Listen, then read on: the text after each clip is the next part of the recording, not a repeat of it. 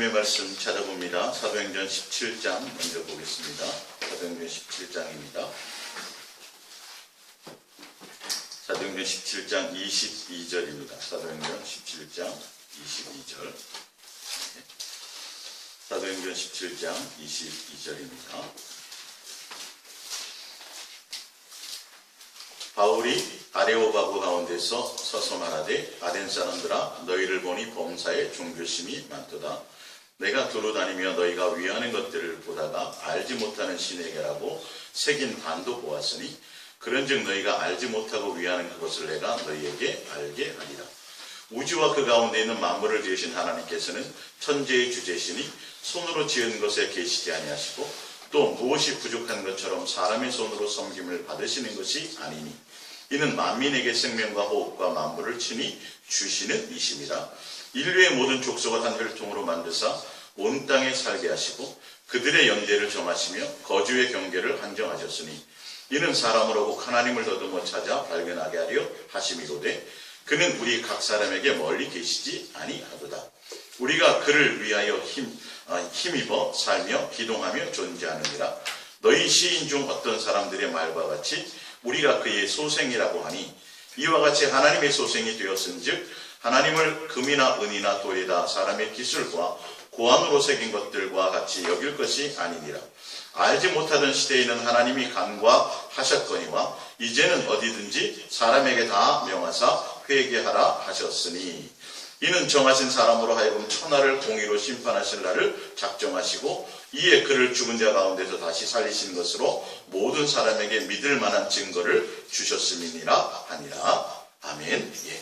예수사랑의 동행 이야기 성경학교 38번째 달란트 비유입니다. 달란트 비유인데 오늘하고 다음 주 2주 동안 이 달란트 비유가 지금까지 우리가 교회에서 알고 있었던 그 달란트 비유가 아닌 것을 이거를 여러분들에게 제가 설명을 해드려야 되기 때문에 성경적인 기본적인 배경부터 여러분들이 아셔야 돼요. 만약에 여러분들이 지금까지 들었던 것처럼 그 달란트 비유를 그렇게 만약에 해석이 되어진다면 여러분들은 지금 직장 다니시면 안 돼요. 교회 나와서 교회 일 하셔야 돼요. 거기 봤더니 뭔가 남겼다 그러잖아요. 뭔지는 몰라요. 일단 예수님이 뭘 주고 뭘 남긴지는 모르는데 뭘 해야 된대요. 교회에서 충성하고 전도 많이 하고 뭐 그런 일을 많이 해야 된대요. 그래서 많이 남겼더니 주인의 잔치에 참여하고 그러니까 천국에 들어가고 이렇게 돼 있어요. 성경에. 그럼 여러분들은 목사님들한테 뇌물을 써서라도 신방 대원 자리에 하나라도 달라고 하셔가지고 청탁을 하셔서 교회에 나와서 주의 일을 많이 하셔야 돼요. 진짜 직장생활 같은 거 지금 그게 중요한 게 아니라 남편은 먹고 살아야 되니까 그렇다 치고 부인 되신 여러분들은 맞벌이 하실 생각하지 말고 교회 나와서 열심히 충성하고 봉사하셔야 돼요. 무슨 말씀인지 알겠어요? 이 달란트 비유가 여러분들을 바르게 깨닫지 못하면 이게 이제 굉장히 위험한 거예요. 그래서 지금까지 했던 그런 것들이 아닌 것들을 여러분에게 이제 설명하기 위해서 오늘은 정말 성경의 기본적이고 전반적인 것들을 먼저 제가 설명을 드릴게요. 예수님과 우리의 관계는 종교의 관계가 절대 아닙니다. 이것부터 우리는 빨리 벗어나셔야 돼요. 지금 성경이 그 얘기를 하고 있어요. 예수님과 우리의 관계는 교훈하는 어떤 기독교라든지 유대교는 누가 만들었어요? 사람이 만들었어요. 교리도, 신학도 다 사람이 만든 거예요. 예수님과 우리의 관계는 종교적인 관계가 아니라 부모와 자식의 관계예요. 사랑하는 관계예요. 그래서 요구하는 것이 다른 거예요. 우리가 예수님께 접근해야 될 방법조차도 달라요. 다 틀려요.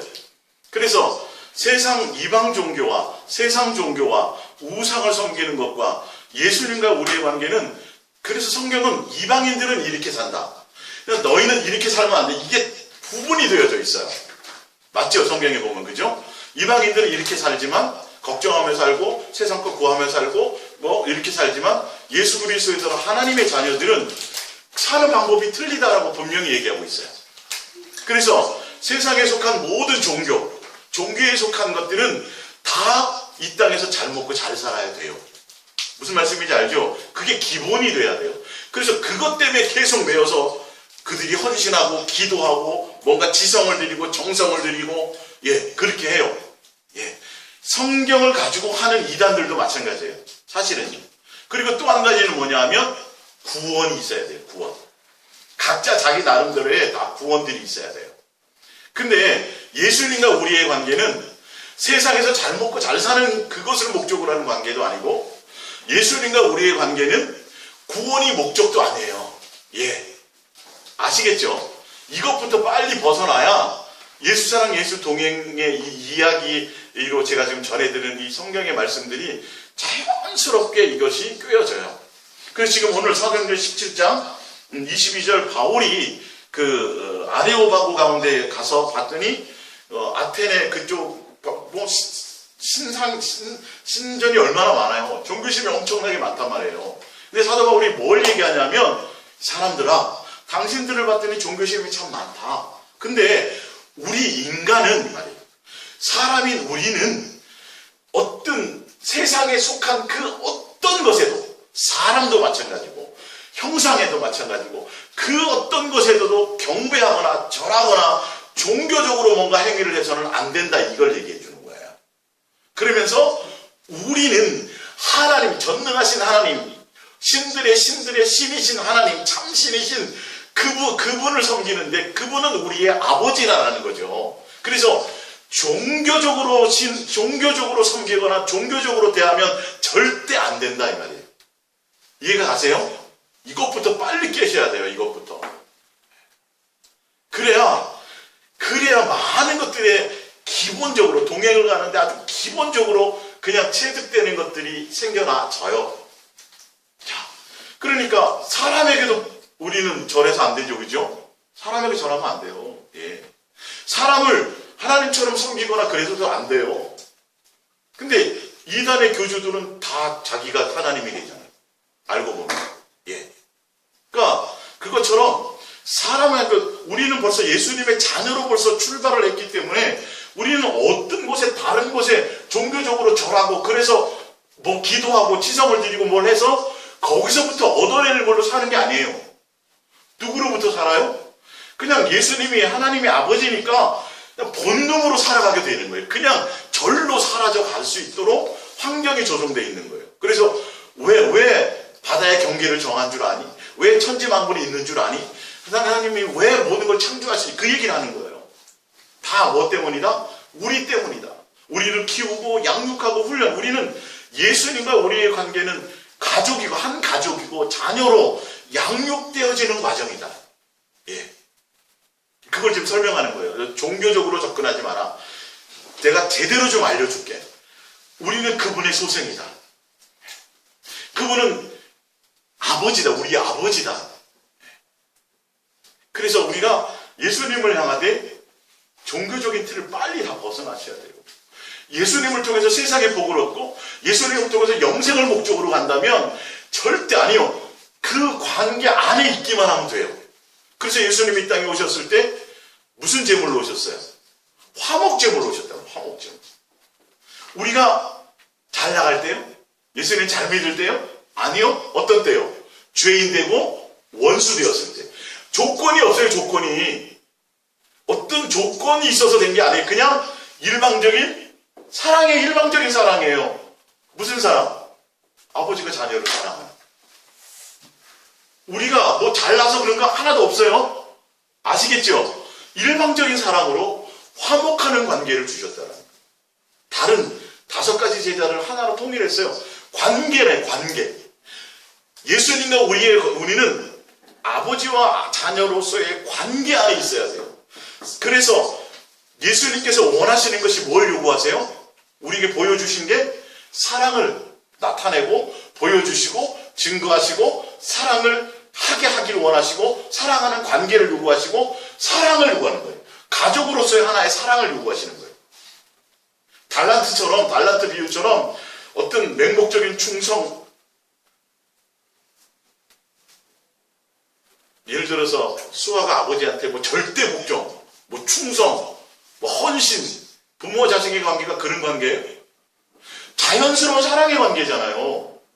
종교적인 게 아니라니까요. 예수님이 제사를 허락하시고 모든 것들을 허락하셨음에도 불구하고 제사 자체를 요구하신 적이 없어요. 관계를 요구하셨단 말이에요. 제물을 요구하신 것도 아니고, 제사라는 어떤 그 법, 테두리 안에 그 법이라는 것을 예수님이 요구하신 것이 아니라 계속 나는 너희 아버지다. 근데 너희는 왜 자꾸 종교적으로 오느냐 이 말이에요. 아버지로서 사랑하고, 아버지를 경외하고 사랑하고 공경하고 존경하고 그 관계가 먼저 있어야 될 터인데, 너희는 우상, 말 못하는, 죽어있는 우상 앞에 해서 뭘 하는 형식을 취하는 것처럼 왜 나를 그렇게 우상을 대하듯이 그렇게 대하느냐라고 계속 구약의 성경은 그 얘기를 지금 하고 있는 거거든요. 지금 사도 바울도 그 얘기를 하고 있어요. 우리도 예수님을 향할 때 이걸 하지 않으면 벌 받고 지옥 갈까봐 두려워서 억지로, 이런 관계는 전혀, 그 종교적인 관계예요. 그게요. 그 종교적인 관계는 절대 예수님과 영생을 얻을 수 있는 관계로 갈 수가 없어요. 어떤 굴 안에 매이게 되면 안 되는 거죠. 고린도전서 8장을 보세요. 고린도전서 8장.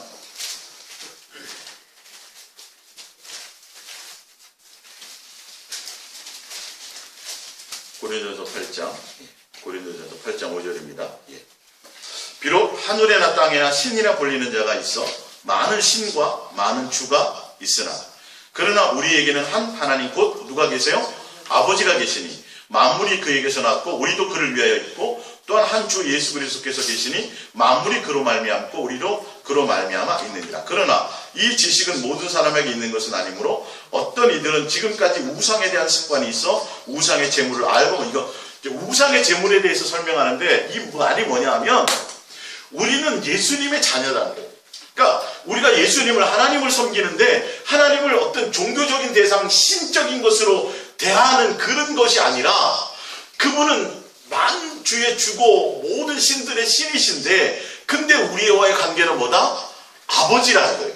그렇기 때문에 하나님의 자녀인 우리가 그 힘없고 능력없고 아무것도 아닌 그 우상하게 드렸던 그 재물을 먹는 것이 뭐 그렇게 대단한 일이겠느냐, 아무것도 아니라는 거예요. 무슨 말씀인지 알겠어요? 그걸 지금 설명하는 거예요. 아무것도 아니다. 우리는 하나님의 자녀다라는 거죠. 그분은 우리 아버지라는 거죠. 그러니까 그런 형식에 매이지 말라는 거예요. 우상의 재물에 대해서도 두려워하지 말라는 거예요, 알고 보면. 그런데 중요한 건 믿음이 없는 자에 대해서는 배려를 하라는 거예요. 우상의 재물을 먹었다 해서 지옥 가거나 뭐 어떻게 잘못되거나 그런 게 아니에요. 우상은 아무 값어치가 없는 거예요. 우상은 아무것도 아니라고 돼 있단 말이에요.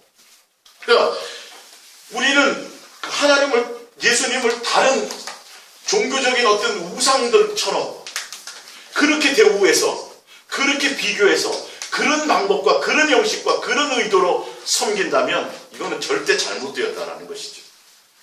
그래서 예수님과 우리의 관계의 설정부터 우리는 빨리 바꾸셔야 돼요.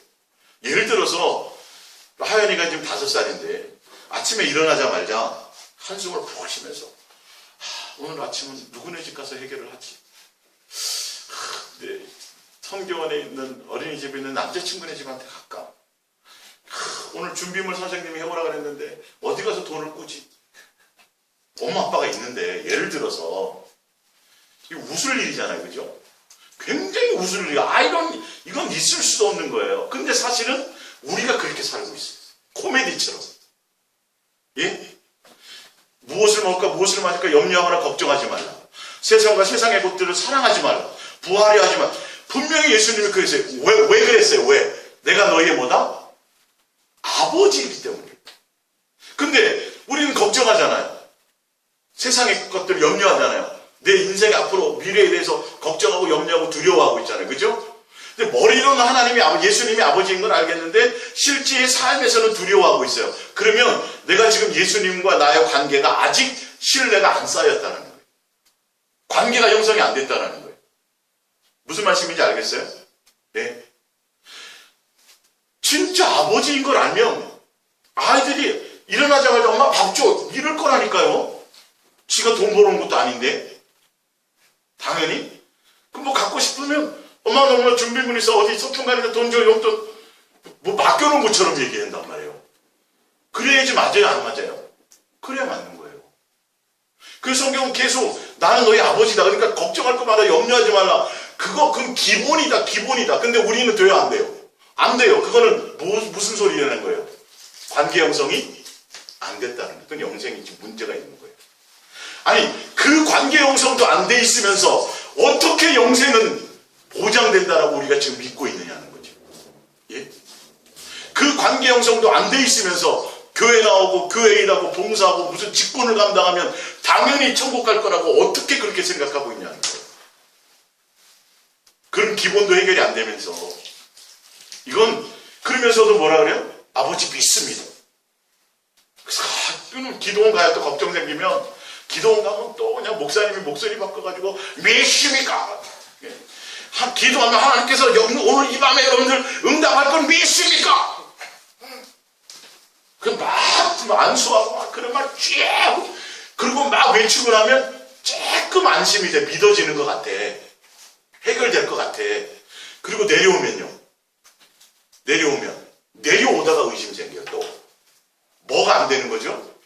내가 너희 아버지다라는 이 관계가 안 되고 그냥 맨날 종교적으로만 나가는 거예요. 가서 나무뿌리 흔들고 가서 가가지고 막 부르짖고 피 터지고 목에 피 터지도록 가서 막 외치고 하면 막 자기의 신념이 생기는 거죠. 예, 맨날 그러다 끝나면 맨날 그걸 맨날 다람쥐 쳇바퀴 돌듯이 기본도 지금 형성이 안 돼 있어가지고 그렇지 예수님 나의 아버지 걱정하지 말라 그랬지 걱정하지 말아야지 여러분 이렇게 해서 되겠냐고요.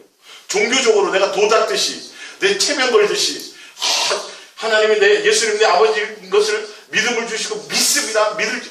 그렇게 되는 게 아니에요. 그냥 본능으로 되는 거예요. 본능으로 그 안에 있으면 이해가 가시죠? 그냥 걱정이 안 되는 거야. 이런 것들을 점검하셔야 돼요. 그런데 내가 예수님이 내 아버지라는 그 기본적인 관계만 형성이 되면 그런 염려와 걱정이 내 속에서 하려고 해도 걱정이 안 돼. 그저 세상에서 뭐 잘못 끝나서 부자들 그런 생각들을 아예 생각도 안 나. 왜? 내가 예수님의 자녀고 하늘나라 상속자고. 그래서 성경의 원어로 보면요. 한 가족이라는 단어 표현이 굉장히 많아요. 성경에 표현해 놓을 때. 예수님은 우리를 가족으로 만드셨어요. 우리는 예수님의 자녀로 양육하고 계시는 과정이에요. 그래서 요구하는 것이 사랑하는 관계가 돼요. 그래서 물론 어릴 때는 아버지가 두려워서 뭐 순종하고 따를 수 있어요. 어릴 때. 예를 들어 뭐 권세 초등학교 1학년 때 그러면 오락시장 게임장 가지 말라 그러다가 갔다가 걸려서 굉장히 야단 말했어. 그때는 아버지가 두려워서 순종하겠죠. 지금 나이 제일 무서워하겠어요? 저보다 힘이 더 센데? 네? 그래서 힘든 거 있으면 제가 할게요. 아빠 쉬세요. 지금은 어떻게 해요? 두려움이 아니에요. 종교적인 그게 아니라 공경하고 이런 관계. 예수님과 우리의 관계는 지옥 갈까봐 벌 받을까봐 저주 받을까봐 그거는 법 안에 아주 신앙의 도에 축복에 있을 때 어린 관계에 있을 때 그러면서 그렇게 되면 가면서 어떻게 돼요? 점점점 가까워지고 아버지가 옛날에는 두려운 대상이 있었는데 친구처럼 되어지고 이렇게 그 설정이 되어지는 거예요. 예수님과 우리 관계는 거기 그 관계에 신경을 쓰셔야 돼요.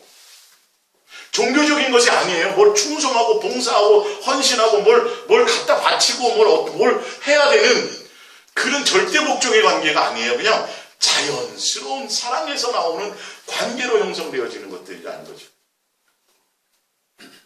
달란트 비유가 그거겠냐고요. 달란트 비유가 그거겠냐고요. 기본적인 관계가 그게 아닌데 사실은 이해가 가세요? 그래서 여러분 예를 들어서 극장을 가려면 표만 있으면 되잖아요. 극장 표만 있으면 돼요. 근데 원래는 무슨 프로를 보고 싶은 마음이 생겨야 되고 그리고 돈을 구해가지고 표를 예매를 해서 표를 가지고 사고 그 산 표를 가지고 들고 들어가야지 맞아요. 들어갈 수 있어요. 그죠? 근데 극장은 남의 표를 훔쳐서도 표만 있으면 들어갈 수 있어요? 없어요? 들어갈 수 있어요. 맞죠? 네. 근데 이 예수라는 이름, 예수님이라는 이거를 사람들은 예수 그리스도 안에서 관계를 맺으려고 생각지 않고 예수라는 이것을 극장에 들어갈 수 있는 어떤 표와 같이 생각을 해버려요. 구원에만 필요한 거. 예수님과 관계 형성이 되어줘야 되거든요. 이해가 가세요? 관계가 돼요. 근데 그렇지, 예수 믿으면 교회 나가면 그러면 구원 받는데 예수님 내 안에 영접만 하고 그러고 나와서 열심히 교회 충성, 봉사, 헌신해. 어떤 때는 귀신도 쫓고 뭐 할 거 다 해요. 근데 관계가 돼 있지 않아. 그래서 예수님이 뭐라 그래요? 주여 주여 하는 자마다 다 천국 갈 것이 아니. 우리가 주의 이름으로 귀신 쫓고 선지자들부터 권능을 행했는데요. 예수님이 뭐라 그래요? 모른다 나라는 불법이에요. 불법. 예수님을 구원의 한 티켓이나 어떤 한 도구로 생각해서 그렇게 종교적인 것을 어떤 법, 어떤 그거 안에 그 티켓만 있으면 가는 것처럼 그렇게 생각해서 종교적으로 예수님을 믿는 관계는 그래서 열처녀의 비유에서도 예수님을 아는 관계예요. 그래서 등불을 준비해요. 근데 뭘 준비하지 않았어요? 기본 관계가 없어요, 예수님하고. 그러니까 예수님이 뭐라 그래요? 내가 너를 도무지 모른다라고 얘기합니다. 자, 사도행전 19장을 한번 보세요. 사도행전 19장. 사도행전 8장부터 볼까요? 사도행전 8장. 좀 설명해 드릴게요. 사도행전 8장 14절.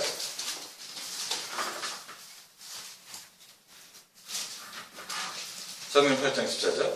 예루살렘에 있는 사도들이 사마리아도 하나님의 말씀을 받았다함을 듣고 베드로와 요한을 보내매 그들이 내려가서 그들을 위하여 성령 받기를 기도하니 이는 아직 한 사람에게도 성령 내리신 일이 없고 오직 주 예수의 이름으로 세례만을 받을 뿐이더라.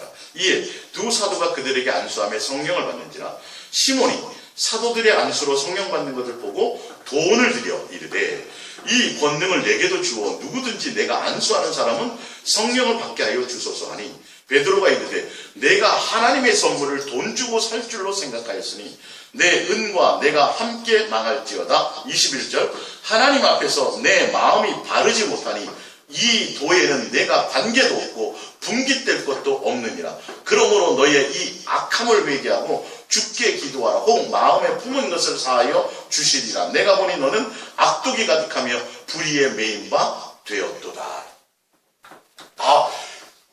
사도들이 다 가니까 막 성령이 임하거든요. 그 예수님과의 영적인 관계를 뭘로요? 돈으로 어떤 종교적인 것으로 저거 사가지고 뭘 하면 되겠다. 사도행전 19장 보세요. 관계 안에 있어야 돼요. 예수님과 실질적인. 사도행전 19장 13절. 사도행전 19장 13절입니다. 이에 돌아다니며 마술하는 어떤 유대인들이 시험삼아 악귀 들린 자들에게 주 예수의 이름을 불러 말하되 내가 바울이 전파하는 예수를 의지하여 너희에게 명하노라 하더라. 유대의 한 제사장 스게바와 7 아들도 이 일을 행하더니 악귀가 대답하되 이르되 내가 예수도 알고 바울도 알거니와 너희는 누구냐 하며 악귀 들린 사람이 그들에게 뛰어올라 눌러 이기니 그들이 상하여 벗은 몸으로 그 집에서 도망하는지라. 보세요. 여러분, 예수 이름으로 명하면 귀신 쫓겨나야 돼. 맞죠? 근데 지금 귀신은 뭐라 그래요? 내가 사도 바울도 알고 누구도 안다? 예수도 안다. 너희는 사도 바울이 전하는 이 의지했던 그 예수 이름을 의지했어요. 의지해서 귀신을 쫓아보려고 그랬거든요. 종교적으로. 그랬더니 귀신이 뭔지 알아봐. 너희는 관계되지 않았다고 예수님과. 이해가 가세요, 여러분? 여러분, 예수님과 관계되어져야 돼요. 그 사랑 안에 거해야 돼요. 성경은 지금 그것을 얘기하고 있어요.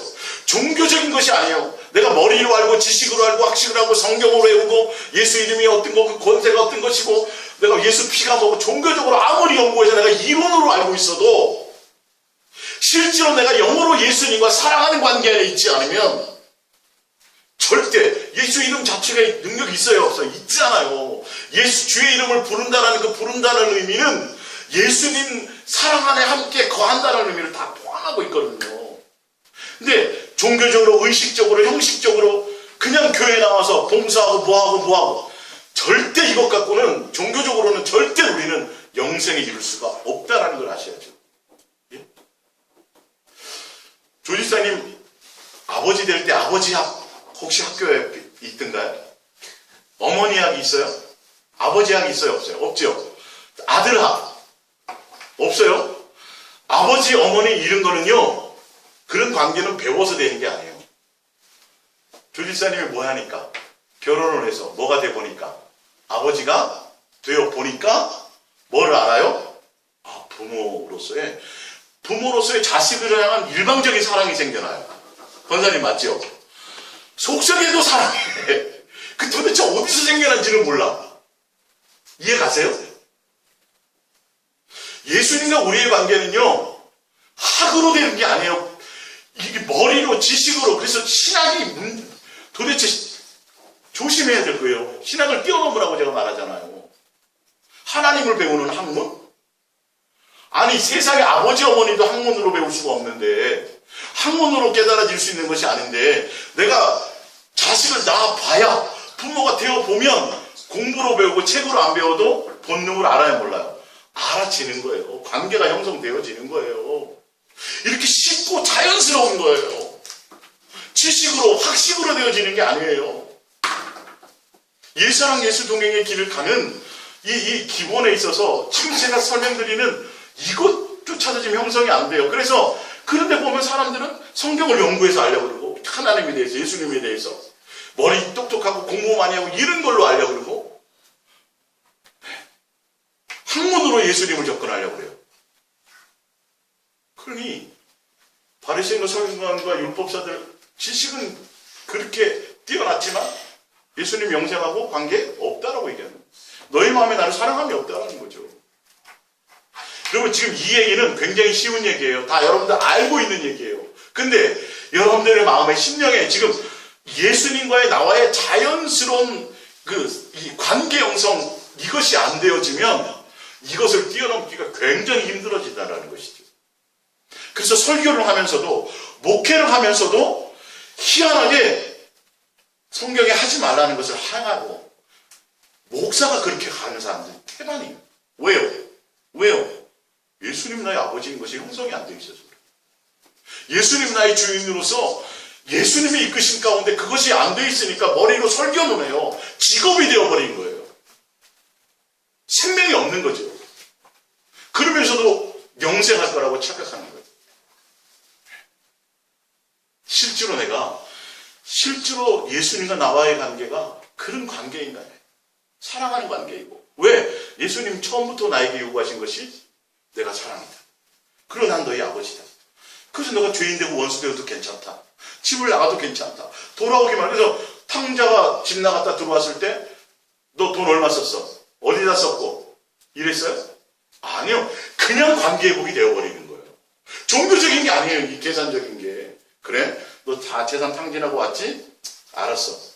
불쌍하니까 받아는 주는데 내 아들로는 안 되겠다. 그래. 수석 집사 정도 시켜줄게. 이런 게 아니에요. 그러니까 예수님의 우리를 향한 사랑, 긍휼, 은혜, 이거에 대한 뭔가를 좀 깨달음이 있어야 돼요. 이 관계 안에서. 내가 뭘 잘하고 뭘 못했을 때는 막 뭐 어떻게 하고 그런 게 아니에요. 두려워서 가는 관계가 아니에요.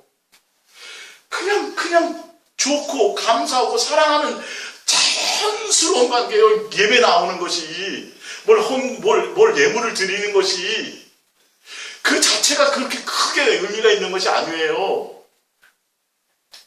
여러분들이 부모가 되어서 그 관계를 형성하면서 여러분들이 실제로 보이지 않는 예수님과 나와의 관계를 깨닫는 삶의 현장이 바로 여러분 가정이잖아요. 그거잖아요. 그게 가정이 왜 주신 것 같아요? 예수님과 나와의 관계 형성이 무엇이고 그 무엇인지 그것을 알게 하고 깨닫게 하기 위함이십니다. 좀 이해가 가세요? 자, 또 한번 성경을 한번 찾아볼게요. 누가복음 18장을 보세요. 누가복음 18장.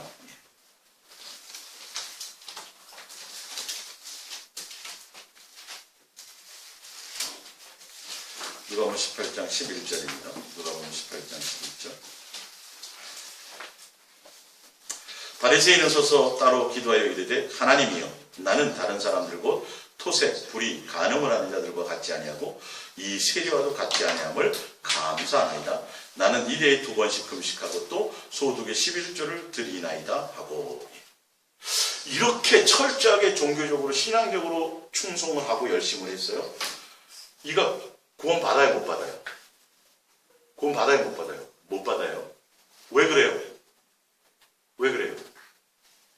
예수님과 우리의 관계는 종교적인 관계가 아니기 때문에 이런 것으로 형성되어지지 않아요. 자, 갈라디아서 1장을 한번 보세요. 갈라디아서 1장.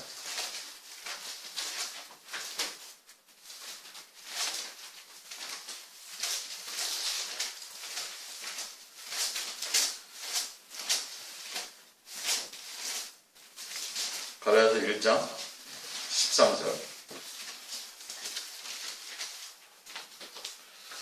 내가 이전에는 유대교회에 있을 때에 행한 일을 너희가 들었거니와 하나님의 교회를 심히 박해하여 멸하고. 유대교는 하나님의 교회입니다. 예. 자, 내가 내 동족 중 여러 영갑자보다 유대교를 지나치게, 여기서 하나님의 교회는 예수님을 얘기하는 거죠. 예.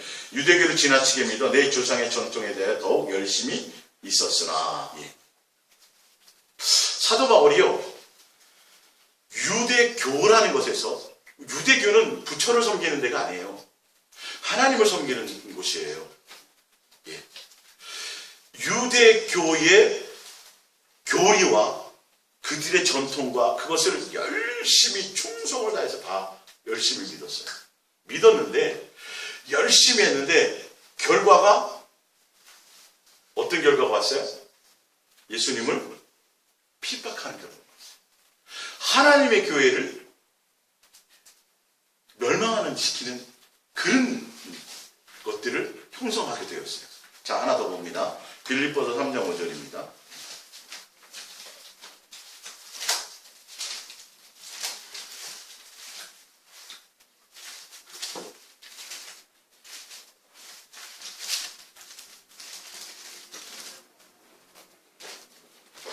빌립보서 3장 5절.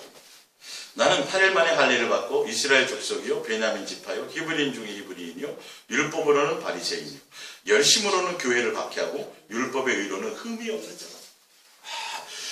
야, 근데 예수님을 섬긴다라는 것, 하나님을 섬긴다라는 건 어떤 종교적으로 교리와 어떤 그 인간이 만든 어떤 틀이나 어떤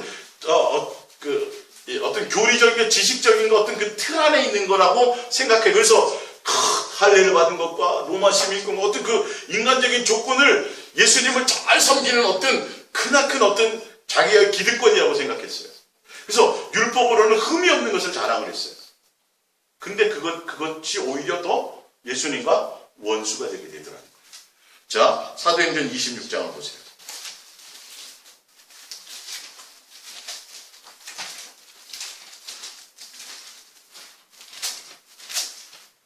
사도행전 26장 9절.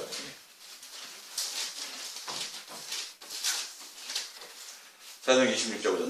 나도 나사렛 예수의 이름을 대적하여 많은 일을 행하여야 될 줄을 스스로 생각하고 예루살렘에서 이런 일을 행하여 대제사장들에게서 권한을 받아가지고 많은 성도들을 오게 가지며 또 죽일 때에 내가 찬송 투표를 하였고 또 모든 회당에서 여러 번 형벌하여 강제로 모독하는 말을 하게 하고 그들에 대하여 심히 격분하여 외국 성에까지 가서 박해하였고 그 일로 대제사장들의 권한과 위임을 받고 다메섹으로 갔나이다.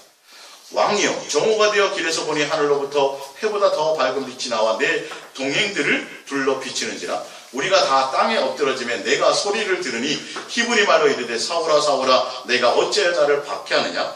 가시채를 뒷발질하기로 내게 고생이니라. 내가 대답하되 주님 누구시니까? 주께서 이르시되 나는 내가 박해하는 예수라. 일어나 너의 발로 서라. 내가 내게 나타난 것은 곧 내가 나를 본 일과 장차 내가 내게 나타나리로 너로 종과 증인을 삼으려 하매니 이스라엘과 이방인들에게서 내가 너를 구원하여 그들에게 보내어 그 눈을 뜨게 하여 어둠에서 빛으로 사탄의 권세에서 하나님께로 돌아오게 하고 죄의 사함과 나를 믿어 거룩하게 된 우리 가운데서 기업을 얻게 하리라 하더이다. 예.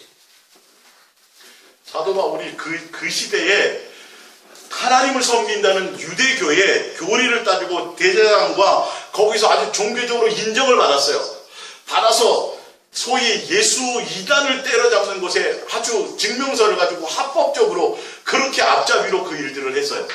그랬는데 중요한 건 예수님을 직접 담에서 또 산에서 만났더니 이건 내가 하나님을 잘 섬기는 건 줄 알았더니 그를 핍박하고 있었던 사람이다.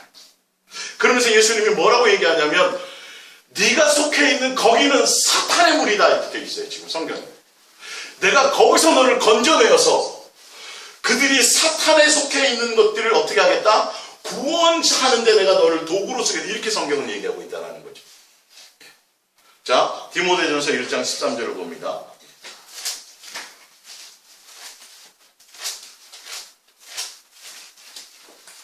디모데전서 1장 13절. 내가 전에는 비방자요 박해자요 폭행자였으나 도리어 긍휼을 입은 것은 내가 믿지 아니할 때에 알지 못하고 행하였습니다. 우리 주의 은혜가 그리스도 예수 안에 있는 믿음과 사랑과 함께 넘치도록 풍성하였도다. 믿보다 모든 사람이 받을 만한 이 말이요 그리스도 예수께서 죄인을 구원하시려고 세상에 임하셨다 하였도다. 죄인 중에서 내가 괴수네.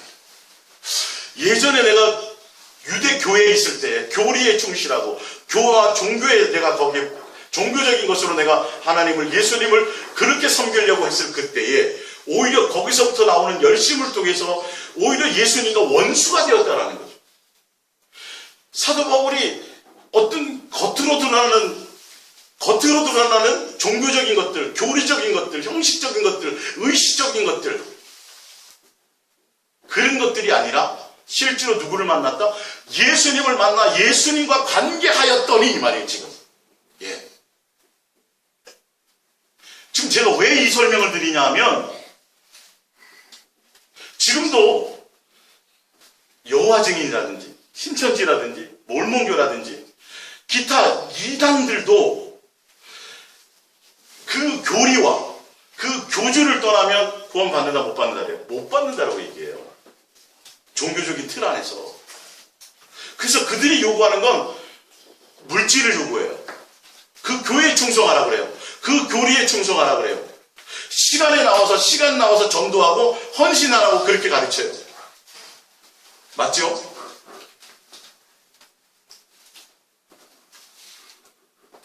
근데 교회에서 말하는 지금 교회는요. 교회는 그래요, 안 그래요? 예? 교회도 예수님과 실질적인 관계보다는 교회도 헌신을 요구해요. 충성을 요구시켜요. 교회라는 조직과 교회의 어떤 교리와 그래서 뭐라 그래요? 침례교회 다니는 사람들은 다른 데 이사 가더라도 침례교 다니라고. 감리교 다니시는 분들은 다른 데 가서 뭐 하라고요? 감리교 다니라고. 누구와 관계없이. 그러니까 예수님이어야 돼요. 모든 것들이. 사실은 중심에 예수님과 관계되고 예수님 사랑하는 관계 안에 있고 예수님이 요구하는 그 안에 예수님으로 말미암아 그 안에 예수님이 있느냐 없느냐가 돼야 되는데 어느 순간인가 그 교리 안에 들어오지 않고 그 교회를 떠나고 어떤 조직을 떠나고 그 조직에 충성하고 그 조직의 지도자에게 충성해야 되고 거기에 헌신을 하고 그것이 예수님이 요구하는 것인 것처럼. 그러니까 달란트 비유가 그렇게 해석되어 줄 수밖에 없어요. 예수님은 한 번도 그런 것들을 요구하신 적이 없다라니까. 종교적인 것들을 요구하신 적이 없어요. 아주 단순한 거예요. 내가 사랑하고 내가 너의 아버지다. 넌 내 자녀다. 그래서 내가 너를 사랑한다. 내가 이처럼 사랑했고 이렇게 사랑했고 내가 너희를 사랑한 것처럼 너희도 뭐해라? 사랑하고 내 사랑 안에 거하여라. 지금 이거를 얘기하는 거예요. 배경을 아셔야 돼요, 여러분. 배경을 아셔야지 이 예수님의 뜻과 예수님의 의도와 성경에 깔려있는 어떤 이런 기본적인 배경을 여러분들이 알지 못하면 달란트 비유 같은 그런 걸 가지고 결론은 또한 뭐냐면 교회의 교리와 조직과 종교와 여기에 충성하고 여기에 복종하게 만든다는 것이죠. 그리고 거기에 사람들은 매인다라는 거죠. 예수님이 자유를 주러 오셨어요? 억압하러 오셨어요? 진리가 너희를 자유케 하리라. 율법에서도 자유를 주셨고 죄에서도 자유를 주셨어요. 근데 왜 교회는 자유를 안 줘요? 교회는 자유를 줘요? 얼검해요? 얼검해잖아요. 여러분 고민해 보셔야 된다니까요. 종교적인 것과 교리적인 것. 그래서 교회 열심히 나오고 새벽기도 나오고 또 전도 많이 하고 어떤 그런 것들을 많이 하면 당연히 천국 갈 거라고 다들 생각하고 그렇게 가르쳐요. 자, 그러면 시간 없어서 전도 못하는 사람, 돈 없어서 먹고 살기 힘들어가지고 새벽기도도 나올 환경도 안 되고, 예? 전도도 여유가 있어야 전도할 거 아니에요. 맨손으로 가요? 돈 좀 생겨야 될 거 아니에요, 그죠? 뭐 갖다 사다 먹여야 될 거 아니에요. 지금 먹고 풀칠하기도 바쁜데 그런 사람들은 100% 다 어디 가요? 천국 갈 생각 말아야겠네. 그러면 돈 없으면 신앙생활도 못하고, 그죠? 그러면 생활의 삶에 여유가 없으면 결혼은 천국 가기 힘들겠네요. 그렇게 되어버리면. 우리의 기준으로 보자면 여러분 이거 심각하게 고민하셔야 돼요. 성경을 통해서 예수님이 요구하시는 것이 무엇인지를 이런 것들을 알아야 돼요. 어떤 조직과 교리와 교회 거기에 충성하고 그것이 아니에요. 예수님이어야 돼요. 예수님이어야 돼요. 그 예수님과 내가 관계되어졌느냐 안 되어졌느냐는 거예요. 교회에서 인정하고 교회 어떤 일을 많이 하고 직분을 감당하고 거기에 매여있는 그런 것들이 아니에요. 네? 아니 예를 들어서 이 교회 나오면서 다른 교회, 이 교회는 교회가 막 풍성해, 재정도 많아, 넉넉해. 그러니까 어려운 교회에 11조를 보내요. 교회 난리 나요, 안 난리 나요? 그런 사람 교회 장로 안 세워요. 다른 교회 가서 뭐 봉사하고 뭐 했다 그러면 목사님들 난리 난다니까요. 이게 벌금내는 거예요, 아니에요? 예수님께 붙어 있는 거라면 모든 것을 자유해야 되잖아요. 어떤 조직에 벌금내면 안 되잖아요. 근데 지금 그것이 팽배해져 있다는 거예요. 그러니까 달란트 비유를 그렇게 해석할 수밖에 없어요. 뭔지도 몰라. 뭘 남겨야 되는지도 설명도 안 해주고 그냥 전도만 해야 되고 뭘 남겨야 된다고 보니까 신앙적으로 종교적으로 남겨야 된다니까 뭐예요? 우리 지금 교회 올해 10명이었죠. 우리 남겨야 돼요. 각자 다 열심히 삶의 현장에서 충성하고 뭐 열심히 해갖고 다음 내년에는 50명으로 해야 돼요. 이거 남겨야지. 다 이렇게 해석하는 거예요. 뭘 남겨야 된다니까. 근본적으로 예수님은 그런 것을 요구한 적이 없어요. 종교적인 거, 형식적인 거, 의식적인 거, 일방적인 복종, 두려움으로, 억지로 사람에게 보이려고 사랑하고 자원하고 그것이 아닌 예수님을 경외하고 신뢰하고 예수님을 사랑함으로 하는 행위가 아닌 다른 두려움으로 종교적으로 뭘 하는 것들을 예수님은 요구하신 적이 없다니까요. 그걸 예수님은 받지도 않아요. 뭐라 그런다고요? 나는 너를 모른다라고 얘기한다. 실질적으로 내가 예수님과 관계되어져 있고, 그러니까 여러분들 지금 예수님께 와 계셔서 이런 말씀을 들어도 여러분들이 이 교회에 있다고 구원받는 거 아니에요? 맞아요, 틀려요? 맞죠? 이 교회에 와 있어도 바른 소리를 들어다 할지라도 내가 예수님 안에 있지 않고 내가 예수님과 동행하지 않고 내가 예수님과 사랑하는 관계 안에 있지 않으면 안 되는 걸 누구나 다 알잖아요. 근데 우리는 여기에 그렇게 신경 쓰지 않는다. 근데 교회 나오고 뭐 이해하고 뭘 하고 새벽기도 하고 어떤 그 조직적인 것과 교리적인 것과 그 조직에 충성하고 거기에 헌신하고 거기에 뭘 하면 그냥 예수님과 관계없이 그냥 그렇게 생각해버려요. 본능으로. 그거 비교하는 거예요. 그거 좀 되면 목에 힘주고 안 되면 또 좌절하고. 그래서 나도 돈 좀 주시고 여유를 주시면 신방도 하고 교회 좀 충성도 하고 뭘 해야 되는데 그게 진리일 것 같으면 여러분들 다 그만두고 교회 나오셔 뭐 한 자리 하셔야 돼요. 다 그렇게 여러분 성경에 해석된다면 이루고 있을 때가 아니에요. 지금 먹고 풀칠하기 위해서 애쓸 때가 아니에요. 뭐 하셔야 된다고요? 교회 일 하셔야 돼요. 교회 일. 자, 사도행전 1장 8절을 보세요. 사도행전 1장 8절.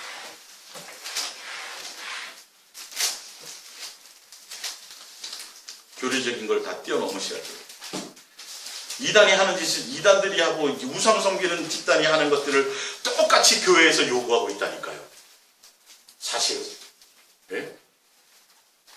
그래서 그 교회를 떠나면 그 목사님 순종하지 않으면 어떤 뭔가를 벗어나면 그냥 지옥 가는 것처럼.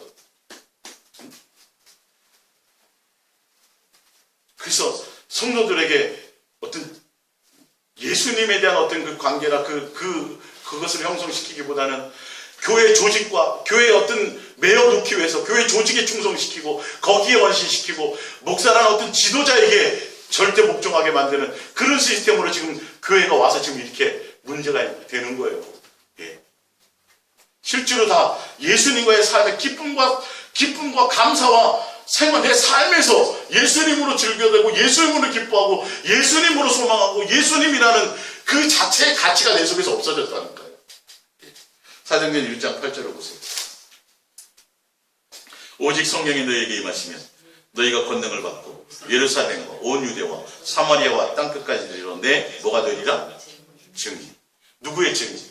예수님의 증인. 그러면 여기서 말하는 예수님의 증인은요, 예수님 귀신 쫓았으니까 예수님 귀신 쫓았다 이 증인이에요.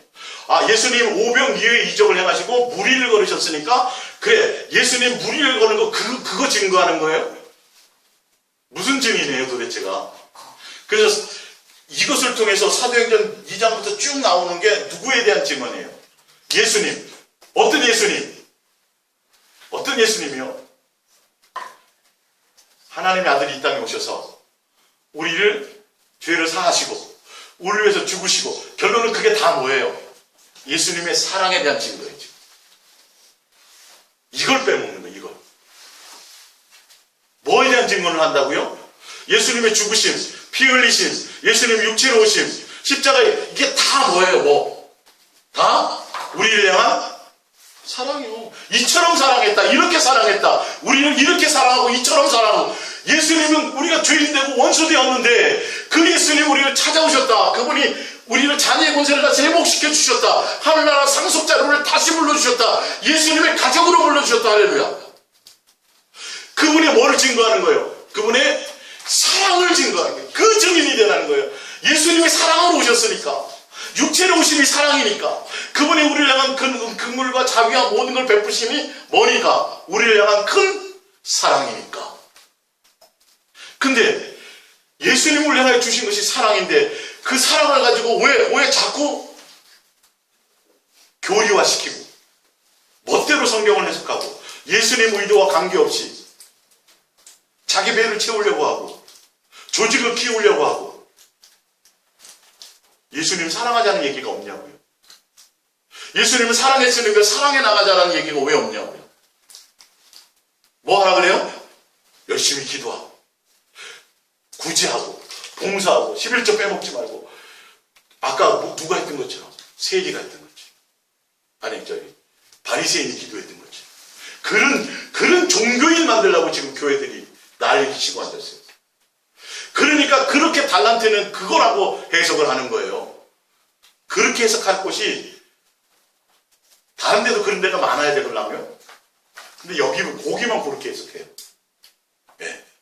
그거 가지고 교회에 매이게 만드는 그것으로 그렇게 해석해요. 근데 지금 제가 배경을 계속 설명드리는 이유가 저 하나의 개인의 주장이 아니라 성경을 제대로 볼 수 있는 눈을 보라는 거예요. 자, 요한일서 1장 1절을 볼게요. 요한일서 1장 1절. 오늘은 배경 설명을 할게요. 달란트로는 오늘 안 넘어갑니다. 이게 안 되는데 뭐 달란트 설명해봤자 오해하실 수밖에 없죠. 요한일서 1장 1절입니다. 대처부터 있는 생명의 말씀에 관하여는 우리 같은 생명의 말씀이 육신이 되고 육체를 입고 이 땅에 오셨죠. 누가요? 예수님이요. 오셔서 뭐 하셨어요? 우리를 위해서 죽으시고 피 흘리시고 관계 맺던 것을 화목하게 하시고 성부, 성자, 성령 세 하나님과 화목하고 사랑하는 관계를 열어놓으셨죠. 그죠? 열어놓으신 걸로 끝난 게 아니에요. 그 이유가 있어요. 지금 보세요. 이 생명에 나타나신 바 된지라 이 영원한 생명을 우리가 보았고 뭐예요? 뭐 해야 한다 그래요? 증언이요. 증언. 아까 너희가 성령이 임하시면 땅끝까지 나의 뭐? 증인, 증언하는 자가 될 거니까 뭘 증언하냐를 보시라니까요. 뭘 증언, 어떤 증언인가를 보세요. 예.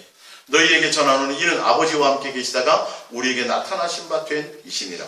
우리가 보고 들은 바를 너희에게 전함은 너희로 우리와 뭐 사귐이 있게 하려 함이니 우리의 사귐은 아버지와 그의 아들 예수 그리스도와 더불어 누림이라. 우리가 이것을 쓰면 우리의 기쁨이 충만하게 하렵니다. 뭐예요 이게? 예수님이 이 땅에 오신 것은, 예수님이 우리에게 원하시는 것은 우리에게 사랑을 보여주시고 화목하게 하시고 다시 마귀에게 종되었던 우리를 값을 주고 우리를 사셔서 가족으로 다시 받아들이시고, 그리고 말미암아 끝나는 것이 아니라 우리와 뭐 하는 거죠? 예, 사귀고 교제하고 사랑하는 관계 안에 있게 하시는 것까지라는 거죠. 예. 예수님이 요구하시는 것은 지금 이거라는 거예요. 복음이라는 건. 예수님이 요구하는 건 뭐예요?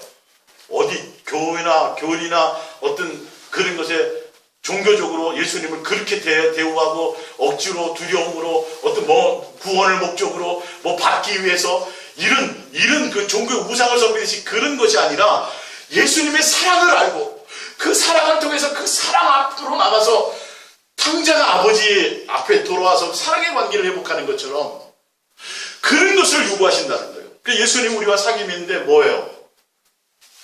예, 사랑하는 관계. 자녀로서의 어떤 관계. 예. 자, 에베소서 5장을 봅니다.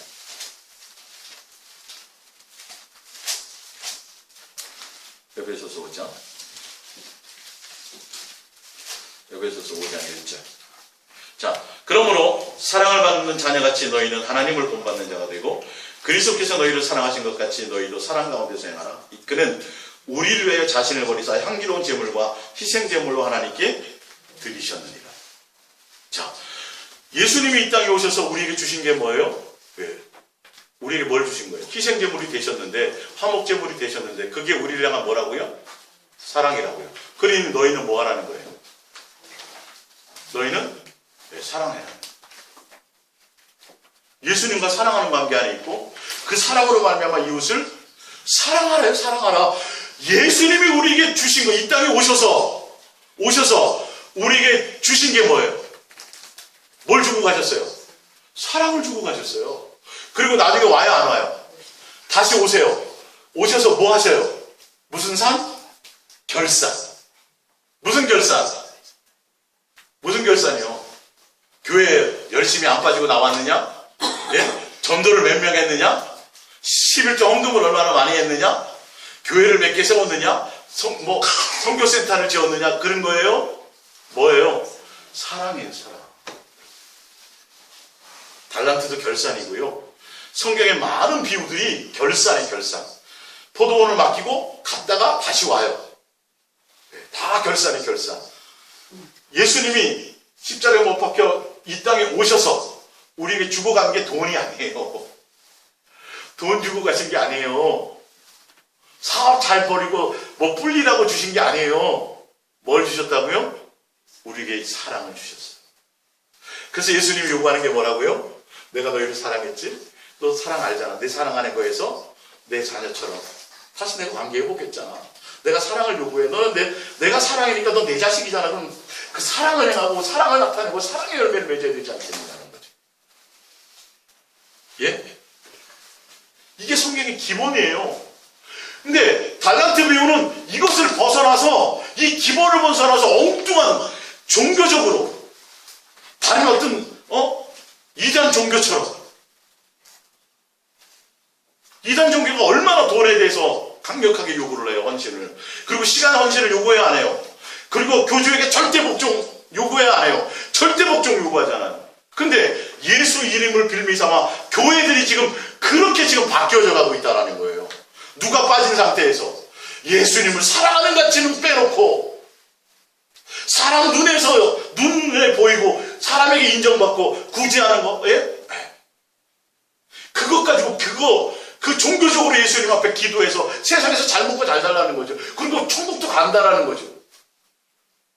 예수님과 관계되지도 않아놓고, 관계하는 거 설명도 안 해놓고, 내 안에 예수님에 대한 사랑의 열망이, 예수님이 나를 사랑하는 그 사랑의 가치가 내 속에서 일어나는 그 현장이 내 속에 없는데,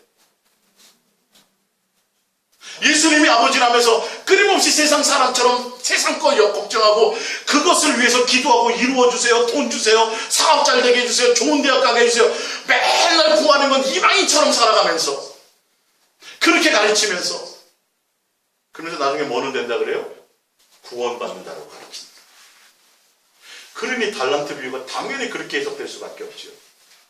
성경에 전혀 근거가 없어요, 그런 것들이. 다른 비유들과 비교해도 전혀 그거 안 맞아요. 열처녀 비유도 마찬가지예요. 그래서 마태복음 7장에 주여 주여 하는 자마다 다 천국 갈 것이 아니요. 아버지 뜻대로, 아버지 뜻이 뭐예요? 내가 사랑한 것처럼 내가 사랑이니 사랑해요. 선지자도 그렇고 귀신 쫓고, 지금 교회에서 그게 최고 아니에요. 귀신 쫓고 선지자 노릇하고 막 전도 많이 하고, 그죠? 권능행하고, 그죠? 그래서 교회 많은 사람 불러 모으는 거. 근데 예수님은 뭐라 그래요? 불법이고 안다 모른다? 모른다. 전혀 나와 관계가 없었다라고 얘기한다라는 거예요. 이해가세요? 달란트 비유의 배경을 제가 오늘 설명드렸습니다. 다음 주에 이 배경을 가지고 달란트 비유를 직접적으로 제가 성경을 통해서 설명해 드리겠습니다. 기도하겠습니다.